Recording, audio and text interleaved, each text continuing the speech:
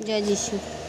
যিশায় 51 অধ্যায় 1 থেকে 2 পদে বলছে, সদাপ্রভু বলছেন, তোমরা যারা সৎভাবে চলতে চাও আর আমার ইচ্ছামতো চলার চেষ্টা করছো, তোমরা শোনো, যে পাথর কেটে তোমাদের নেওয়া হয়েছে আর যে খাদ থেকে তোমাদের খুঁড়ে তোলা হয়েছে তার দিকে তাকিয়ে দেখো। তোমাদের পিতা আব্রাহাম এবং তোমাদের যে জন্ম দিয়েছে সেই সারার দিকে তাকিয়ে দেখো।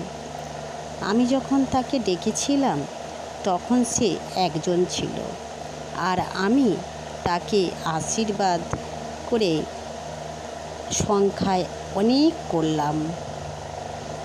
3 পদে বলছে, আমি নিশ্চয়ই সিয়নকে সান্ত্বনা দেব আর তার সব ধ্বংসস্থানগুলোর প্রতি মমতা করব। জয় যিশু। আমেন।